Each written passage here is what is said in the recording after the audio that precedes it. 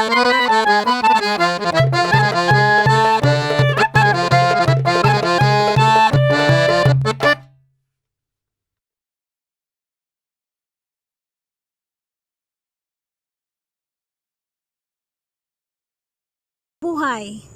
I am Sweetie Maurilio of Slow Food Sugbo, Philippines. In this video of how it is made, I'm going to demo consilva, an old-fashioned Filipino delicacy made of banana and molasses, which is also part of my childhood where I grew up, in the province of Cebu, particularly in Minglanilla. We are exploring the highlands of Cebu to source the main ingredient that we'll be using for our consilva.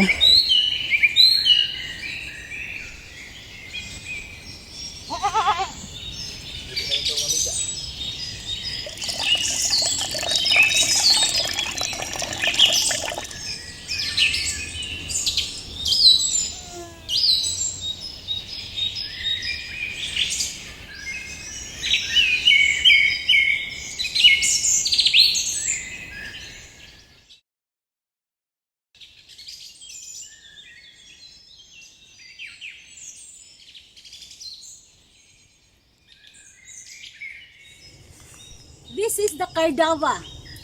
Cardava is a banana hybrid cultivar that originates here in the Philippines. It is primarily commonly cooked by boiling, by grilling, and by frying. This is one of the most important banana variety here in the Philippines. The Cardava, here harvested from the wild, from the lush valley of Cebu, Philippines. Today, I'll be teaching you how to prepare a very yummy delicacy well loved by the people of the Visayan Islands here in our tropical country, the Philippines. It is called consilva. It is made mainly of unripe banana, like this one. Okay, this banana here that we have harvested fresh from the farm of the Talamban Hills here in Cebu City. This is the kind of banana variety that we will be needing for our consilva. It is commonly found here in the Philippines, and being a tropical country, this is available all year round.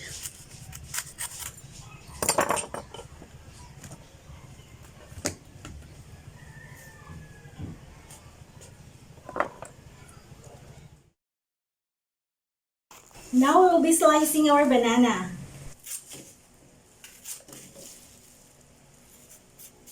Banana sap can be extremely sticky. It looks like a colorless clean water immediately right after cutting. But in a matter of minutes, it will turn into brown due to the oxidation process and can cause heavy stain on your hands and clothes. These are the peeled banana. After peeling the banana, you slice it very thinly. Use a vegetable peeler in doing so to get an even thickness. These are our sliced bananas. We will assemble it by clustering together 5 slices in one bunch and tie it together with a coconut leaf rib. You get one slice, then you poke a hole in the strip.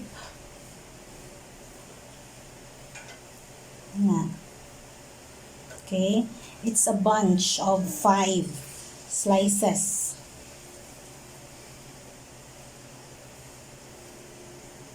Then we'll tie this string like that. A simple knot. So it's gonna look like this. Okay, then we're going to spread this out. Spread na to para like this one. The purpose is when we are going to dry this under the heat of the sun, dali ra siya mauga. Okay, like this one. Then very thinly sliced. Okay, na siya na, ibutang mo to sa basket. This is our raw consilba ready for drying. It will take around 8 hours maximum for these clusters to fully dry up. And if you're lucky enough and the temperature is really high, then you will have a shorter turnaround time in the drying process. These are the banana clusters that we have air dried for a couple of hours. It's now ready for frying.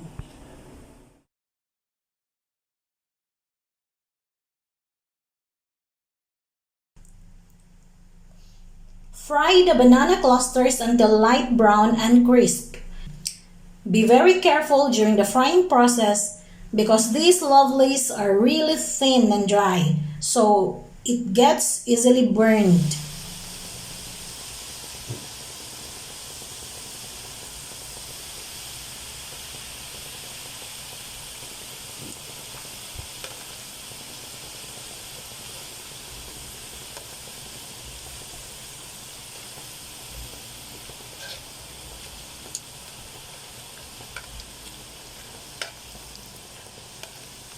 So it will just take around 10 seconds per side because this is really dry and really thin.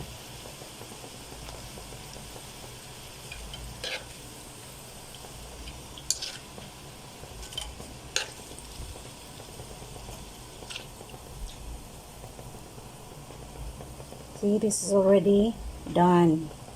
Light brown. We are now preparing our homemade molasses. Molasses is just a mixture of 1 cup of water,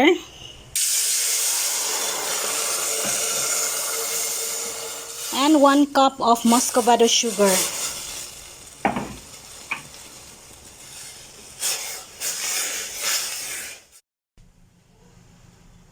Back in my hometown where I lived, during the era of 1980s in my childhood years, sugarcane plantations were abundant, and so are sugar mills. These mills produce molasses from the harvested sugarcane by extracting its juice. The juice is then boiled to concentrate, promoting sugar crystallization. The result of this boiling process is the syrup that we call molasses. And further cooking and adding lime, then cooling it off, it forms sugar crystals, resulting in a moist, dark brown sugar we call muscovado. So, this process of mixing muscovado sugar with water is just basically rehydrating the sugar back in its molasses form. Once the desired consistency of the syrup is achieved, dip the fried banana clusters while it is still warm. Let it drip to get rid of too much syrup and set aside on the banana leaf or wax paper to cool off before serving.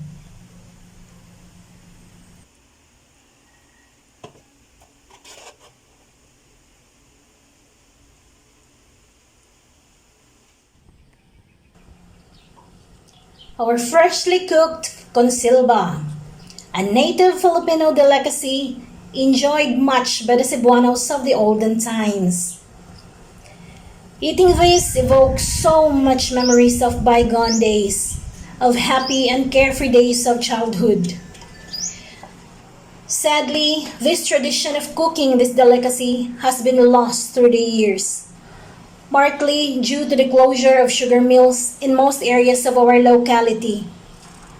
Because of increased urbanization, farmlands were converted into residential areas, thereby eradicating the sugarcane plantations eventually.